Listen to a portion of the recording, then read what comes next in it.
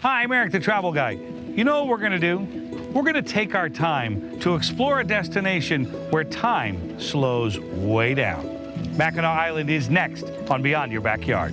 Beyond Your Backyard is being brought to you in part by the following.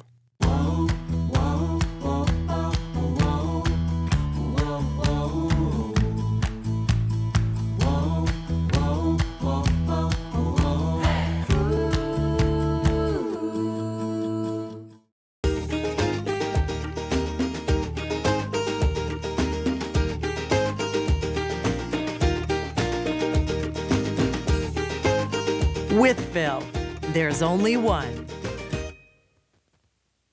My name is Erik Hastings. Yeah, that's me. And for as long as I can remember, I've always loved to travel, and I still do today. But you know what I've learned? There's so much more that brings us together than divides us. Which is why I've made it my mission to do the very same things you can do, but to take you beyond the experiences, to uncover the soul of every place we visit. Let me introduce you to the people, the places, and the secrets that remind us how exciting it is to share with one another, to understand one another, and to realize just how connected we really are. I am Erik the Travel Guy, and this is Beyond Your Backyard.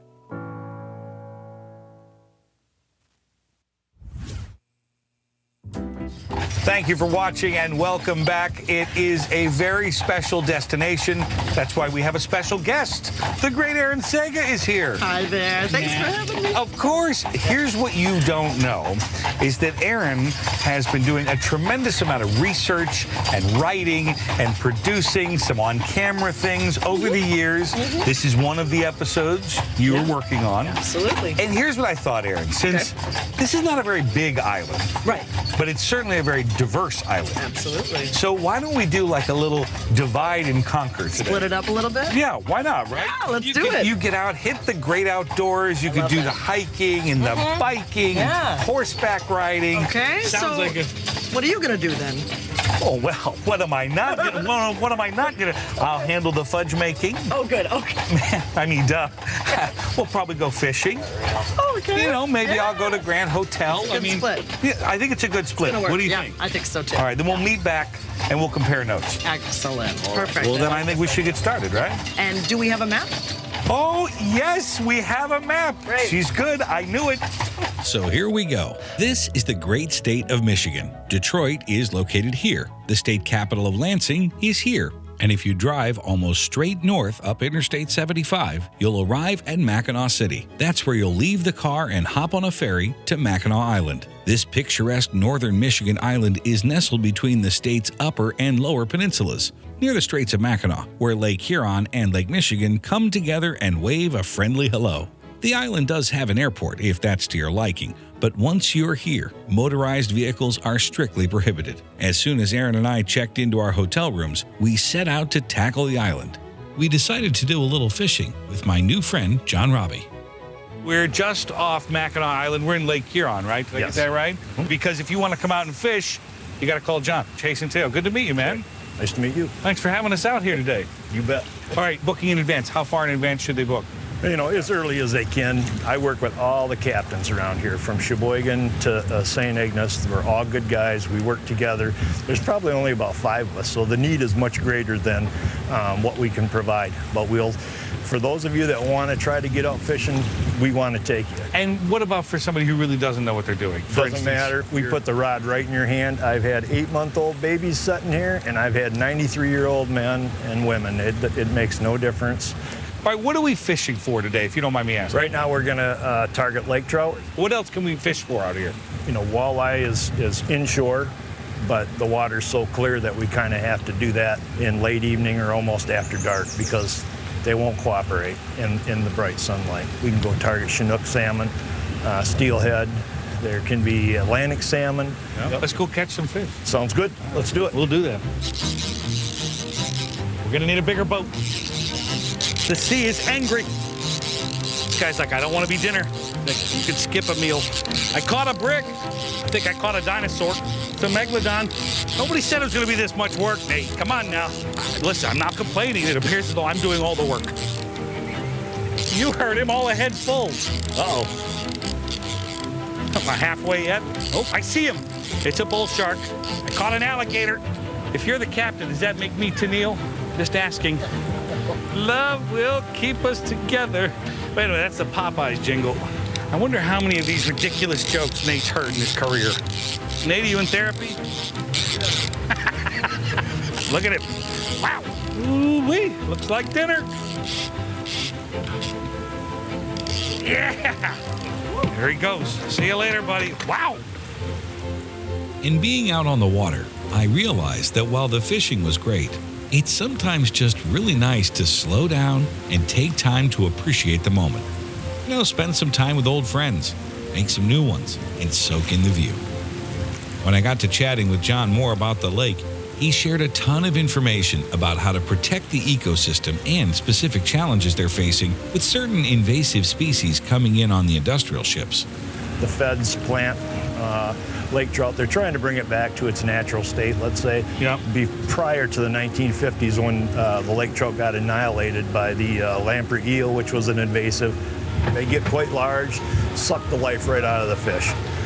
Being that they are close to the bottom, you know, the lake trout took the brunt of the hit. Got it. And then it just decimated the population, took them right out. What they're doing now is taking the lamprey, sterilizing it, and then returning it back. This is the greatest body of fresh water in the world, and we're playing Russian roulette by allowing these international boats to come into our waters. They're bringing us just untold numbers of invasives. We've got milfoil weed now, we've got the zebra mussels that are into every lake. Someday they're gonna bring us an invasive we're not gonna be able to get rid of. It's gonna come in here and it'll decimate the Great Lakes because it goes from one lake to the other and it just hopscotches. We have to stop it at the source. Offload the gear. These boats only traverse the Great Lakes. It's gonna be a lot safer for all of us. Makes sense to me. While learning more about the importance of conservation, I was also able to experience the calming effect of the wind and the water. I don't know if they expect it, you know what I mean? This is probably the effect it's going to have on you, but you will be in La La Land before it's over. They leave all their troubles behind, at least for a few hours. Everybody needs that. Unplug, you know? The world is too fast-paced. Everybody that I meet, they come in as a stranger and leave as a friend, and, you know, we've made some kind of a bond along the way, and it's all good. Yeah, that's cool. After we got back to shore, Aaron set out to learn a little bit more about the island's history at one of its famous state parks. Thanks, Erik. I think you're going to wish you would have joined me over here, where I have found the perfect mix of education and entertainment here at Fort Mackinac State Park. So we've been talking a little bit about how it feels here on Mackinac Island, and especially here in Fort Mackinac, about time, the concept of time, stopping time, going back in time, and how it kind of slows down. Very, very definitely. You know, when you come to Mackinac, you sort of step back in time because of the things that have been done to preserve Mackinac as it was a long time ago. Coming back to a place where it seems like time has stopped. We have Victorian architecture. We have horses that are really being used, and they're not just for show. Mackinac is a place that, in a sense, is frozen in time, but we also have so many of the physical remnants of those times in the past with Fort Mackinac and the other historic buildings and the quaint, narrow, historic streets. It's really a place where you can go and experience something that is unlike anything else in the United States, and that makes it a very special place. So now we've journeyed down here. What would this area have been that we're standing in now? Right now we are on the parade ground. This is the center of the fort. This was the center of activity. This is where they changed guard every day. This is where they came out for reveille in the morning when the bugler blew that call. This is where they drilled, this is where they marched. This was the center of the fort. So we are preserving all of these buildings and all of these grounds, which are all original. But then we also present the history, and we do it through a wide variety of what we call interpretive techniques. Some are exhibits and displays, audiovisual programs, hands-on interactive displays. And then we have a staff of about 8 interpreters who bring the site to life every day with a variety of demonstrations, music programs, rifle firings, cannon firings. And they all do it in the uniform of the 1880s because that's how the fort looked. And not many people realize that it was the second national park in the country. Only Yellowstone predated Mackinac as a national park. So what is special about where we are right now and what we're looking at? So Lake Huron is this side of the This Mackinac side Bridge. over here, And okay. beyond the Mackinac Bridge to the west is Lake Michigan, and this is the Straits of Mackinac, this narrow body of water. And again, as thinking historically, you know, we travel today by land and by train and by car and by plane, Right. but back then it was on the water. Whether it was a birch bark vessel or a sailing boat or the later steam-powered boats, all the traffic was on the water. Yeah. And so this is the highway, and this is just a really narrow, little, convenient, logical stopping off place. Yeah. And then you add to that a natural harbor like this, and so Absolutely. Mackinac just becomes a real convenient gathering place. Yeah. Fascinating thing about Mackinac is it's always been a summer place. Yeah. It was that way for Native Americans when they came here in pre-contact times. The groups that came here were semi-nomadic. They would come here and they would fish and live on the island during the summer. The summer months. Lake trout and whitefish. In the winter they would go back inland where they would hunt and camp during the winter, only to come back every summer to Mackinac Island. The island attracts about 900,000 visitors every year. Okay. Fort Mackinac about 200,000. The year-round population is about 500. So here at the West Block House. Yeah, the West Block House and this cannon location were a couple of the defensive centers of the fort.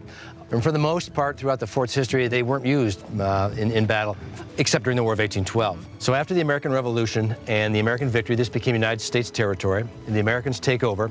And then in 1812, the very first land action on U.S. territory of the War of 1812 was the British recapture of this fort. But 2 years later, in 1814, the war is still going on, and the Americans decide to try and recapture the fort from the British.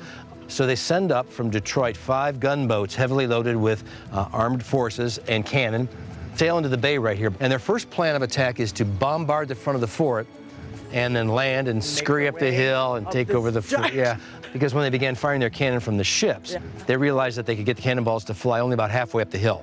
And the Americans retreated out of the bay. They sailed around to the back of the island, and the plan was to attack the fort from behind, but the British could see exactly what they were going to do. And the Americans marched right into the teeth of the British forces, and there was a very quick and decisive battle that was a British victory. So how did the United States reclaim Fort Mackinac then? Even though they lost the Battle of 1814, treaty that ended the War of 1812 simply returned all captured lands. So one thing I'm noticing is there are no cars. How does that work? It all goes back to 1898 when a young man brought the first car to Mackinac Island, drove it off the boat, onto the dock, up the dock, and onto the main street, and that's when the horses on Mackinac Island met their first car, and it wasn't a happy meeting. Thank you so much for being here, and thank you for sharing My your pleasure. vast knowledge. I appreciate it.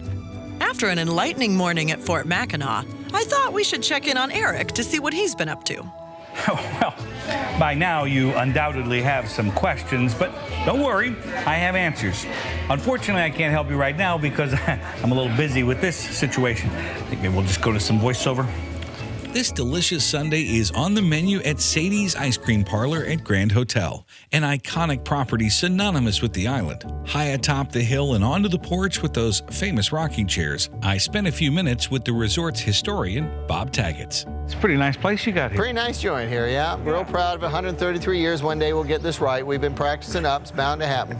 Now here's the problem. Sure. There's only 2 resident historians in the United States Yes. at hotels. Is that right? That Resorts? is it. Bob Connie at the Green Bar, good friend of mine, and Bob Taggart's here. Call one of the Call Bobs. Yeah. Well, let me ask you something, though. A lot of properties all over the world say, we're so unique. We're different. We're so different.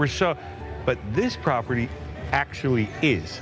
Why? Mackinac Island itself is a little jewel in the lakes. You take a ferry boat, you come to a little downtown and an island that time just forgot. Downtown looks like it did 150 years ago. Yeah. You get on an antique carriage. Our newest carriage is 1904. And you come up to a 133-year-old hotel and you check in. And that whole experience is not one thing, it's everything. And we try to offer our guests as many modern amenities as we can. Never forget who we are, where we came from. So we have Wi-Fi everywhere, but we have afternoon tea, we have Demitasse. It's a whole experience. This building was built when? 1887, July 10th, yeah, 1887. And it's not the one big thing, although Sure. you come around the corner and you see a big thing, but it's in the details of that. How do you describe those details to somebody that's never been here before? It's dinner with a dress code. We hire more musicians than any resort in all the Great Lakes. There's no artificial flowers. Everything is real and genuine, honest. And we don't sell rooms and food here. We sell a summer memory. And all those details come together to put that memory together. 2/3 of our guests are returns and referrals. Last year we had over 99% occupancy because of those details. And all of our suites have that flower, that geranium. It's been here on the front porch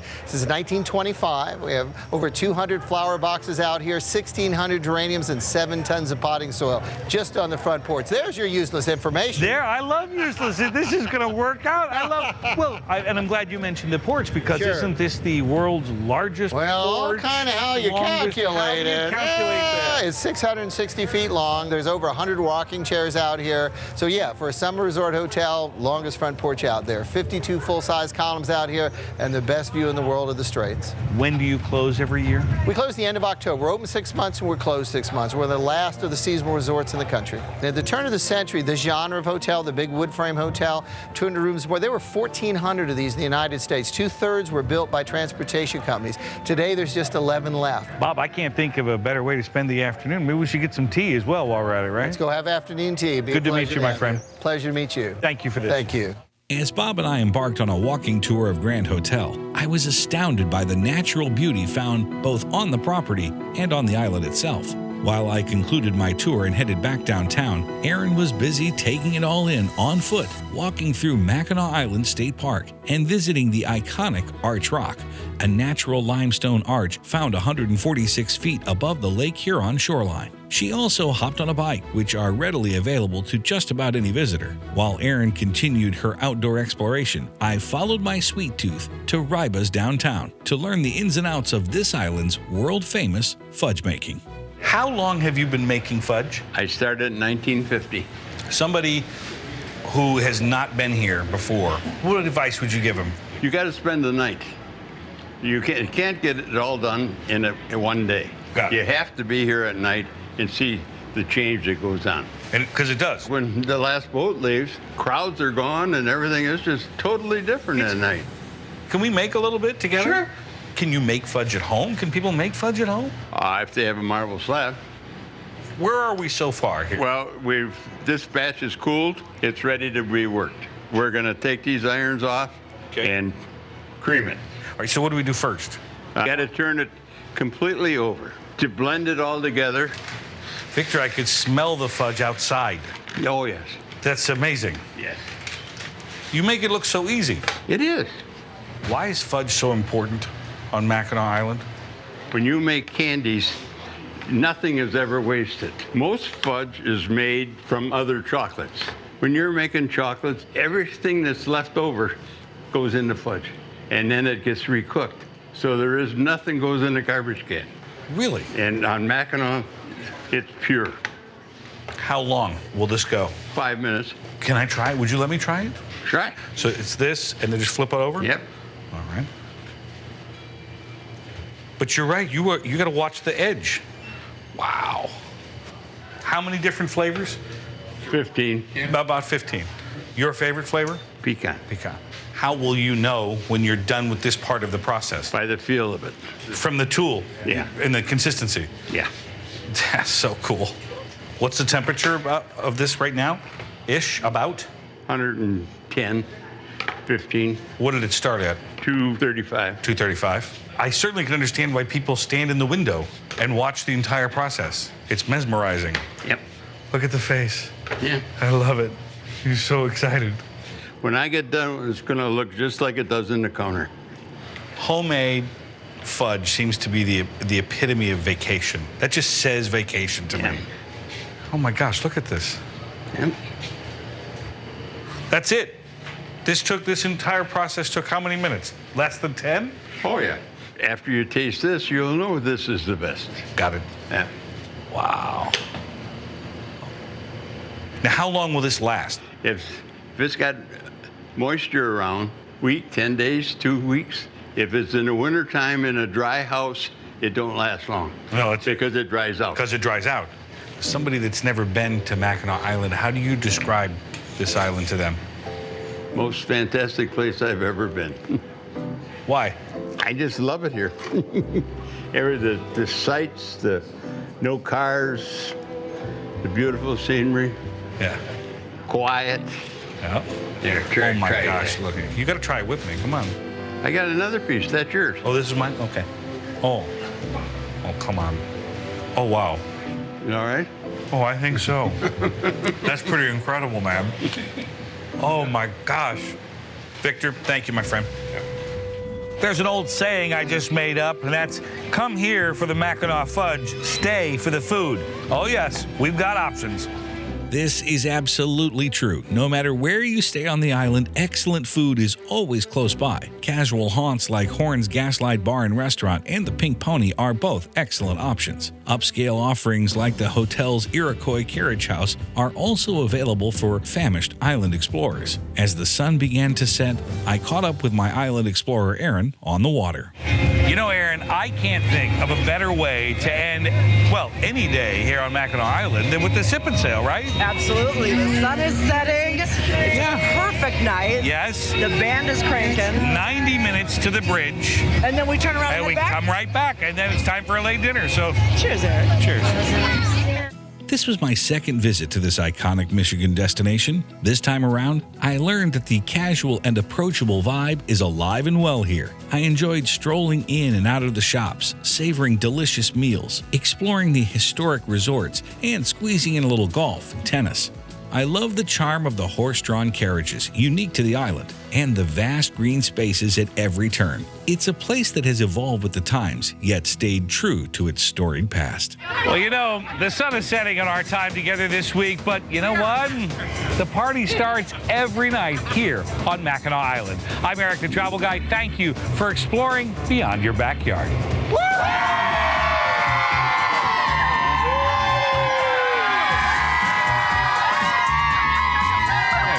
You guys are a noisy bunch back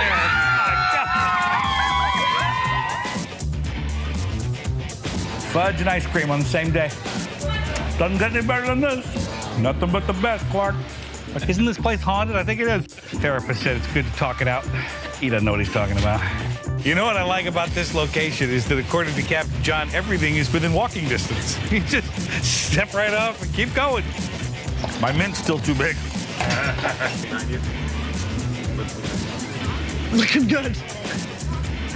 Places. Yeah. No. I came in like a wrecking ball. Watch out. I never knew how hard I'd fall. Excuse me. It's nice. My microphone cable fits nicely under my fat shelf. No duct tape needed. I think I can do that. Okay. I don't think you could, but we'll find out. I think you're probably right. Testing. Attention, Mackinac shoppers. Here's a sale on mushroom soup for lunch. We're just doing it for the halibut. You know what I mean? Come here. Come here. Uh-oh. Oh, yeah. Shake it like you mean it. Let me ask you something, though. It's the best I can do, yeah. Grand Hotel is without question one of the most successful ones there is. So to come here, is this going to work out okay?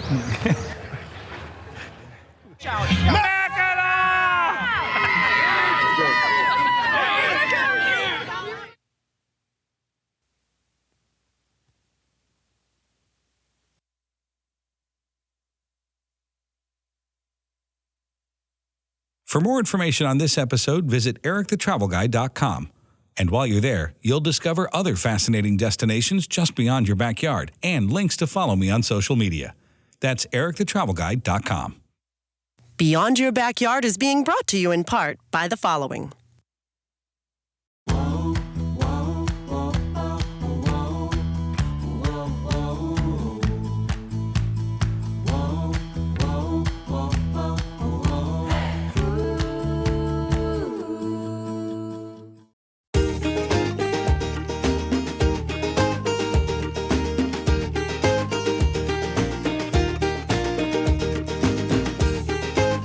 With Bill, there's only one. Hi, I'm Erik the Travel Guy. You know, I've been exploring the world professionally for more than a decade, and you know what I've learned? Is that fantastic experiences await you in every corner of the globe, but you don't always have to travel that far to uncover them. So join me each week as we go on and off the beaten path, learn something new, and sample delicious culinary. We're exploring beyond your backyard.